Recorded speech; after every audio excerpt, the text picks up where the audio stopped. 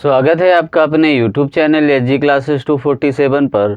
आज हम class 9th का चैप्टर पढ़ेंगे चतुर्भुज, और चतुर्भुज में अभ्यास आपकी है 8.1। आप पिछली क्लास में 8 तक सवाल देख चुके थे। आज हम 9वां सवाल देखेंगे। 9वें सवाल में बोला गया समांतर चतुर्भुज ABCD के विकर्ण BD पर दो बिंदु स्थित हैं, यानी जो DB हमारा ये विकर्ण है, इसमें दो बिंदु स्थित हैं P और Q इस प्रकार स्थित हैं कि यानी DP बराबर है QB के, यानी ये BQ के कह सकते हैं। और समांतर चतुर्भुज है, ऑलरेडी बोल दिया है समांतर चतुर्भुज है, यानी हम कह सकते हैं कि BC समांतर होगा AD के और AB समांतर होगा CD के। ठीक है ना, यानी दोनों ये भुजाएं हमारे आमने सामने की बराबर हो जाएंगी, यानी BC बराबर हो जाएगा AD के और AB बराबर हो जाएगा CD के। ठीक है ना, अब हमें ये सिद्ध करना है कि ये इसके अंदर जो चतुर्भुज बना है ये भी समांतर हो। ठीक है ना, हमें ये सिद्ध करना है। तो सबसे पहले हमें जो यहाँ पर दिया गया है हम उसको देखेंगे। यानी हमें क्या दिया है कि ABCD एक समांतर चतुर्भुज है और DP बराबर BQ है, ऑलरेडी दे दिया गया है। तो हमें सिद्ध क्या करना है, पहला पॉइंट सिद्ध करना है कि त्रिभुज APD सर्वांगसम है त्रिभुज CQB के, यानी A P और D, यानी ये वाला त्रिभुज। ठीक है ना, कौन सा, ये वाला त्रिभुज। ठीक है, और फिर CQB के, यानी CQB के, यानी ये वाला त्रिभुज। ठीक है ना, थोड़ा सा हमें लगता है ये त्रिभुज थोड़ा गड़बड़ बन गया है ना, ये आकृति। तो इसको हम थोड़ा सही कर लेते हैं इसको। ठीक है, इस प्रकार से होगा, यानी ये वाला त्रिभुज बराबर होगा। ठीक है, तो इसको हम आकृति थोड़ा सही बना लेते हैं। देखिए बोला गया है APD, यानी ये वाला त्रिभुज और ये वाला त्रिभुज, हमें दोनों सर्वांगसम सिद्ध करने हैं। तो सबसे पहले आप ये समझिए, ये हमारा क्या बराबर हो जाएगा, ऑलरेडी ये दे चुका है कि ये वाला त्रिभुज यानी PD बराबर PQ दे चुका है, BQ दे चुका है ऑलरेडी। ठीक है ना, ये Q है आपका। ठीक है, ये Q यानी BQ बराबर ऑलरेडी दे चुका है। ठीक है, और ये AD बराबर हो जाएगा BC के। क्यों हो जाएगा कि ये समांतर रेखा है, समांतर चतुर्भुज है, और समांतर चतुर्भुज के दोनों भुजाएं क्या होती हैं, आमने सामने की बराबर होती हैं। तो ये दोनों बराबर हो जाएगा। ठीक है ना, अब हम क्या करें, एकांतर कोण बराबर कर लें, क्योंकि समांतर चतुर्भुज के एकांतर कोण क्या होते हैं, बराबर। इसको 1 मान लें और इसको 2 मान लें, तो यानी एक कोण बराबर किसके हो जाएगा, 2 के। ठीक है ना, तो इस प्रकार से हम इसको करते हैं पहला सवाल, यानी पहला पोजीशन करते हैं। क्या दिया है, त्रिभुज APD व त्रिभुज CQB में। तो सबसे पहले हम क्या बराबर कर लेंगे, BC बराबर कर लेंगे, यानी APQ यानी AD बराबर करेंगे। तो AD बराबर हो जाएगा किसके, BC के। ठीक है ना, ये दोनों भुजाएं हैं तो BC के। यहाँ पर लिख देंगे चूंकि समांतर चतुर्भुज की सम्मुख भुजा क्या है, सम्मुख भुजा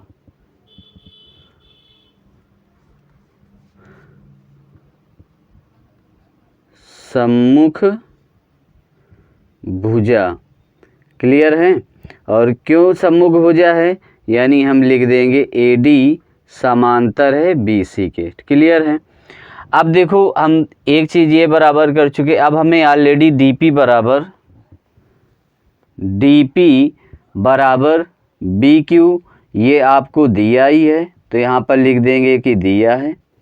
ठीक है, अब देखिए, अब हमने क्या बताया, कोण 1 बराबर हो जाएगा कोण 2 के, या हम कह सकते हैं कोण 2 बराबर कोण 1। ठीक है ना, कोण 2 बराबर कोण 1, या हम मान लें इसको 1 मान लो, कोई दिक्कत नहीं है, इसको मान लो कोण 1, इसको मान लो कोण 2। ठीक है ना, तो कोण 1 बराबर क्या आ जाएगा, कोण 2, यानी कोण 1 बराबर कोण 2। अब यहाँ पर रीजन भी लिख देंगे, चूंकि एकांतर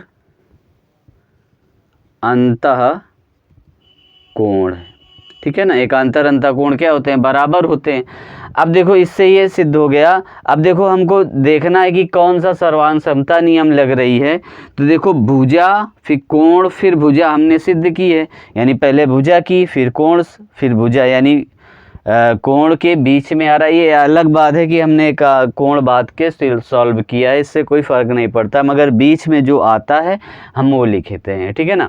तो यानी एकांतर को यानी कोण क्या आ रहा है, बीच में आ रहा है, तो यानी हम क्या लिखेंगे, यस ए यस सर्वांग समता नियम से, सर्वांग समता नियम से, ठीक है ना। सर्वांग समता नियम से यानी हम कह सकते हैं त्रिभुज ए पी डी सर्वांगसम हो गया त्रिभुज सी क्यू बी के, ठीक है, सी क्यू बी के। तो अब ये सर्वांगसम सिद्ध हो गया। अब देखो यानी हमको क्या करना है, ए पी बराबर सी क्यू सिद्ध करना है, यानी ए पी बराबर सी क्यू, यानी ये वाली भुजा रह गई। तो ये हमारी भुजा ऑलरेडी बराबर हो जाएगी सी पी सी टी के तहत से, ठीक है ना। आप जानते हैं दो त्रिभुजीय सर्वांगसम हमने सिद्ध कर दिए, तो उनके सम्मुख कोण सम्मुख भुजा ये सब क्या हो जाती हैं, बराबर हो जाती हैं। तो यहाँ पर हम लिख सकते हैं, ये तो पहला पोजीशन सिद्ध हो गया। फिर हम लिख सकते हैं कि ए पी बराबर हो जाएगा सी क्यू के, ये रीजन किससे आएगा, सी पी सी टी से, किससे, सी पी सी टी से। या आपका सेकेंड पॉइंट भी सिद्ध हो गया, ठीक है ना। तो आप देखिए अब हमें क्या करना है, दूसरा पॉइंट सिद्ध करना है। तो अब देखिए यहाँ पर भी हम त्रिभुज ले लेंगे, कौन सा, यहाँ पर दोनों ही त्रिभुजों को सर्वांगसम सिद्ध करना है। सबसे पहले देखिए ए क्यू बी लेना है, ए क्यू बी यानी ये वाला त्रिभुज। अब इसको हम साफ कर देते हैं, कौन कौन से, एक ये वाला त्रिभुज और फिर है सी पी डी, यानी सी पी डी यानी ये वाला त्रिभुज, दोनों को हमें सिद्ध करना है। तो आप जानते हैं कि ये समांतर चतुर्भुज है, तो ये वाली भुजा और ये वाली भुजा बराबर हो जाएगी, यानी ए बी बराबर किसके आ जाएगा, सी डी के आ जाएगा, ठीक है ना। एक चीज़ तो हमको ये मिल गई, और ऑलरेडी ये बी क्यू बराबर पी डी दिया है, ठीक है ना। तो ये तो बराबर आ जाएगा। हमको तीसरा पॉइंट सिद्ध करना होगा, क्या हो जाएगा, अब मान लो इसको हम मान लेते हैं 3 और इसको मान लेते हैं 4, तो एकांतर अंतः कोण क्या हो जाएंगे, ए बी बराबर हो जाएंगे, क्योंकि यहाँ पर जब जो रीजन लगा है तो यहाँ पर भी तो वही लगेगा, यानी एकांतर अंतः कोण इसका भी बराबर होगा। तो हम 3 पॉइंट हमें चाहिए थे, 3 पॉइंट हमें मिल चुके, तो सर्वांगसम इससे क्या हो जाएगा, सिद्ध हो जाएगा, ठीक है। तो यहाँ पर हम ले लेते हैं तीसरा पॉइंट। तो यहाँ पर त्रिभुज है, त्रिभुज ए क्यू बी व त्रिभुज सी पी डी में, ठीक है।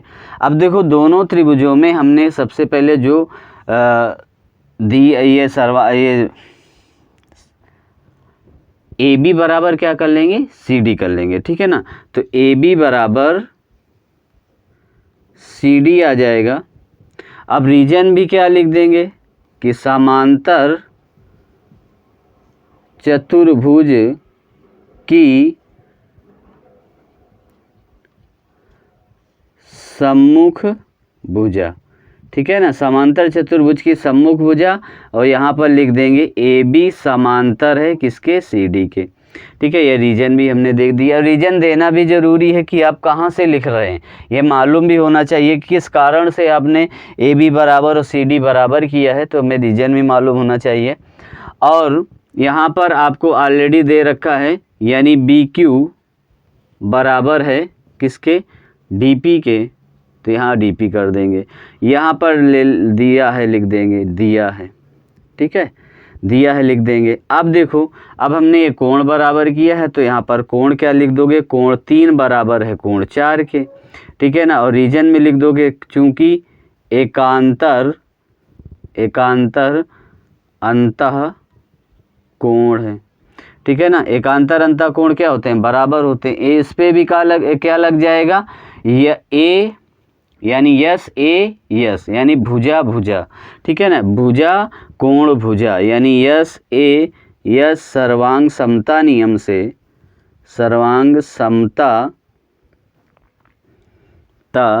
नियम से क्या हो जाएगा, त्रिभुज ए क्यू बी सर्वांगसम हो जाएगा त्रिभुज सी पी डी के, ठीक है ना। अब देखो ये तीसरा पॉइंट आपको सिद्ध हो गया। अब यहाँ पर हमें चौथा पॉइंट हमें सिद्ध करना है, तो चौथा भी सिद्ध किए देते हैं।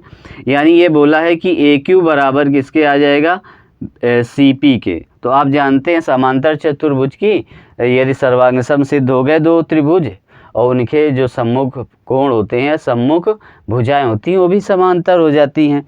तो यहाँ पर हम लिख देंगे ए क्यू बराबर सी पी हो जाएगा किसके, सी पी सी टी से, ठीक है ना। सी पी सी टी से ये आपका बराबर हो गया। अब हमें पांचवा पॉइंट सिद्ध करना है कि ए बी बराबर हो जाए, ए पी सी क्यू एक समांतर चतुर्भुज है।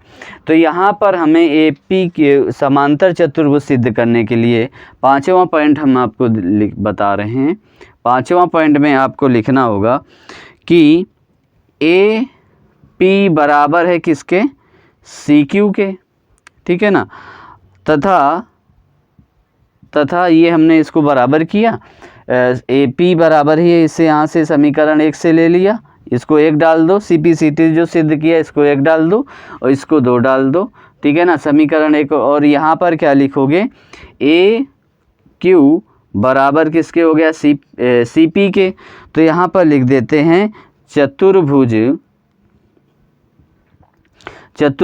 ए पी सी क्यू क्या है, में सम्मुख भुजाओं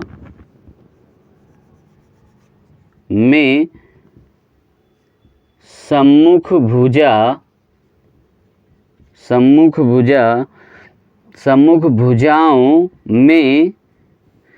दोनों युग्म बराबर हैं। क्या है, दोनों युग्म बराबर हैं।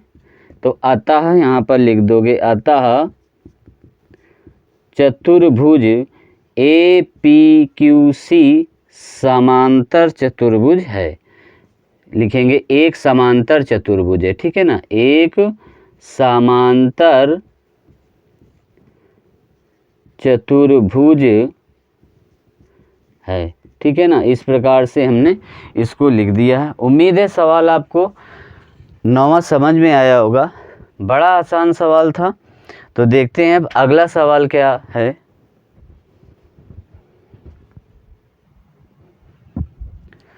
देखिए अगला सवाल आपका 10वां नंबर बोला गया है कि ए बी सी डी एक समांतर चतुर्भुज है तथा ए पी और सी क्यू शीर्षों ए और सी से विकर्ण बी डी पर क्रमशः लंब है। यानी क्या है, ए पी और सी क्यू ये जो ए डी विकर्ण है इस पर क्या है, लंब है, ठीक है ना। तो दर्शाइए कि कह रहा है ए पी बी यानी ए पी बी यानी ये वाला त्रिभुज, ठीक है ना, और सी क्यू पी यानी सी क्यू पी यानी सी क्यू डी होगा, ठीक है ना, सी क्यू डी होगा, सी क्यू डी यानी ये वाला त्रिभुज, ये दोनों क्या हैं, सर्वांगसम है। हमें ये सिद्ध करना है। तो अब देखिए ये वाला, तो अब देखिए यहाँ पर क्या होगा, ये दोनों त्रिभुजों में हमें सर्वांगसम सिद्ध समांतर चतुर्भुज ऑलरेडी बोल चुका है। तो यानी ए बी क्या होगा जाएगा, डी सी के बराबर हो जाएगा, ठीक है ना। समांतर चतुर्भुज की सम्मुख भुजाएं क्या होती हैं, बराबर होती हैं। यानी ये हमारा ए बी बराबर किसके हो जाएगा, डी सी के, और 90 अंश ये दोनों बराबर ही हैं कोण। अब हमें तीसरा पॉइंट सिद्ध करना है। तो देखो समांतर चतुर्भुज के एकांतर अंतः कोण क्या होते हैं, बराबर होते हैं। यानी ये वाला कोण और ये वाला कोण क्या हो जाएगा, बराबर हो जाएंगे, ठीक है ना। तो यहाँ पर हम क्या कर लेते हैं, नाम लिख लेते हैं। यानी इसको नाम 1 दे देते हैं, इसको नाम 2 दे देते हैं, जो कि आसान हो जाता है, इसको हल करने में इसको आसानी से आ जाता है। तो अब हम क्या करते हैं, त्रिभुज ले लेंगे, लिखेंगे त्रिभुज हल लिखेंगे, ठीक है ना। त्रिभुज ए पी बी व त्रिभुज सी क्यू डी में, ठीक है ना, त्रिभुज सी क्यू डी में। तो आप देखो यहाँ पर हम क्या कर लें, यानी हमको ये कोण ऑलरेडी बराबर दे रखा है, तो यहाँ पर हम लिखेंगे कोण, कोण ये देखो कौन सा बन रहा है, B P A, B P A बराबर है कोण सी क्यू डी के, सी क्यू डी के। और ये क्यों बराबर है, 90 अंश है, क्योंकि यहाँ पर क्या है, ये लंब है। यहाँ पर लिख देंगे BD पर लंब है, ठीक है ना, यह लिख सकते हैं कि दिया है, ठीक है। अब इस प्रकार ये हो गया आपका। अब देखिए ये दोनों भुजाओं को हम बराबर कर लेते हैं, तो यहाँ हम क्या लिखेंगे, AB बराबर आ जाएगा CD के, और रीजन भी लिख देंगे, चूंकि समांतर चतुर्भुज के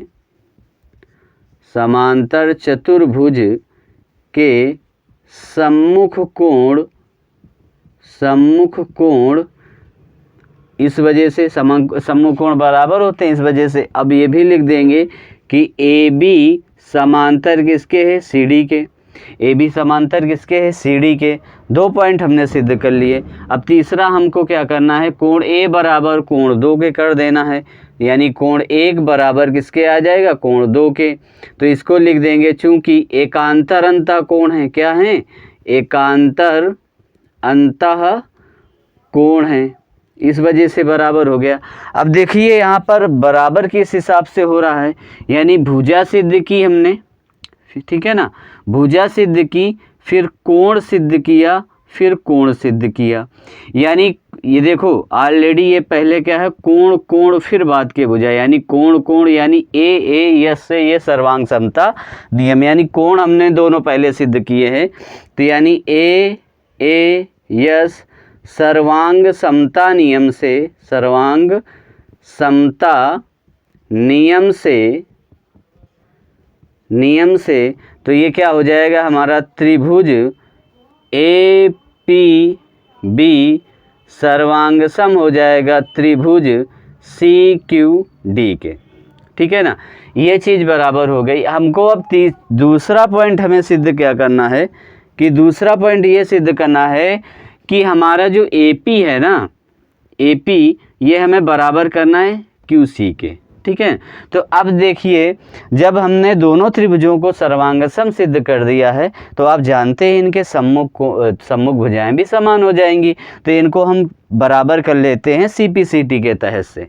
यानी हम लिखेंगे AP बराबर आ जाएगा CQ के, और ये किससे आएगा, CPCT से, ठीक है ना। तो इस प्रकार से आपको पूरा सवाल उम्मीद है समझ में आया होगा। यदि समझ में आया है तो लाइक करें, यदि चैनल पर नए हैं तो सब्सक्राइब करें, और बेल आइकन को दबाना ना भूलें, और अपने दोस्तों के साथ वीडियो को शेयर करते रहिए। मिलते हैं फिर नेक्स्ट क्लास पे, तब तक के लिए धन्यवाद।